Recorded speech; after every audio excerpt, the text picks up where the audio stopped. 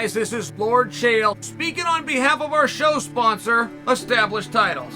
Established Titles is a project based on a Scottish custom where landowners are referred to as lords and ladies.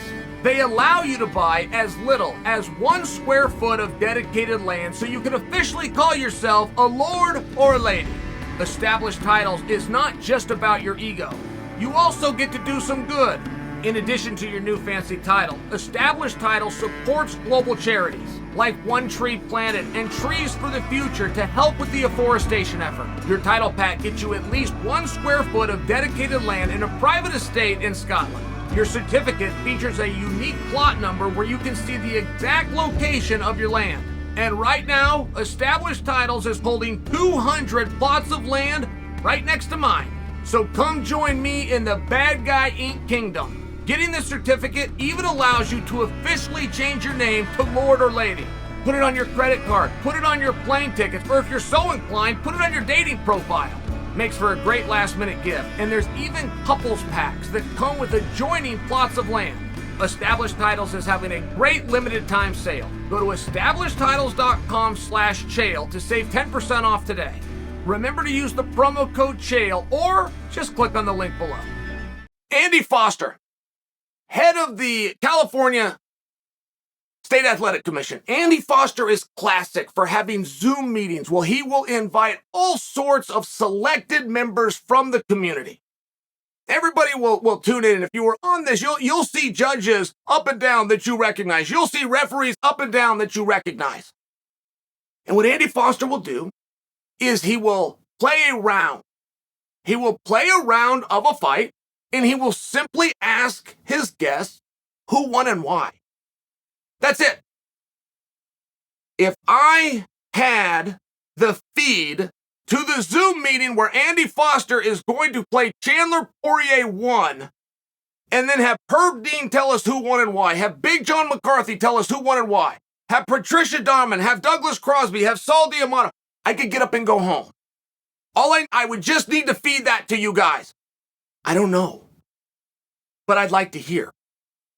Chandler Poirier won. I just want to know about the first round. It was an incredible fight. That's no surprise. Michael Chandler delivers every single time.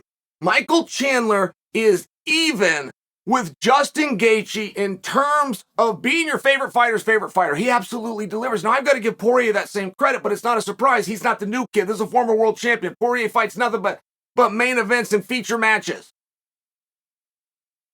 Who do you think won the first round?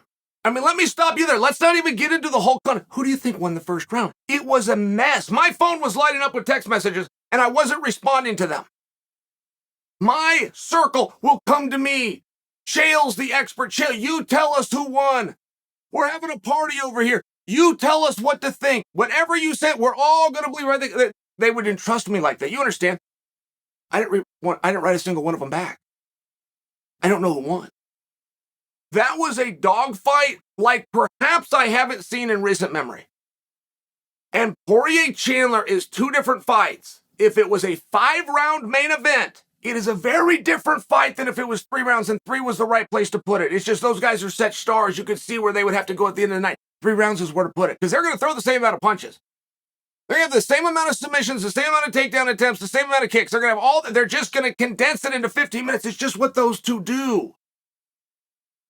I cannot get over how good of defense, anti-wrestling they call it, that Dustin Poirier has. I mean, I really can't get over that.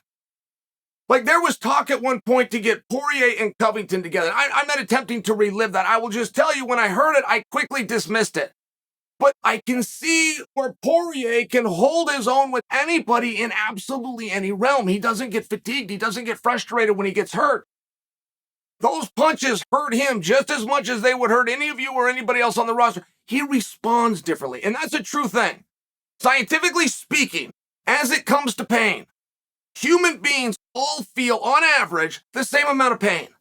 But different human beings will react differently to that pain. I'm just sharing with you. To watch Poirier stay so composed.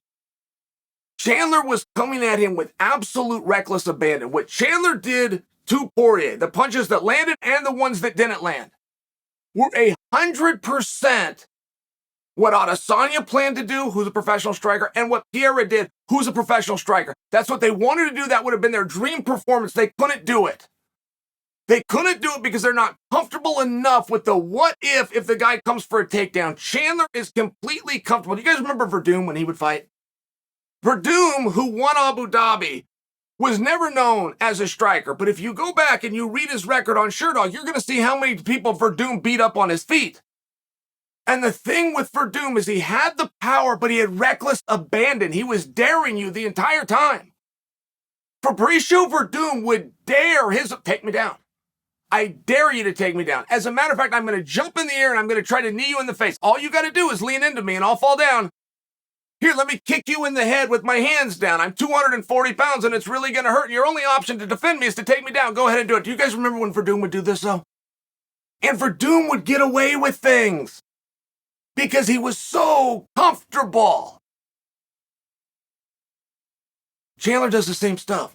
Chandler is straight. Chandler's fast.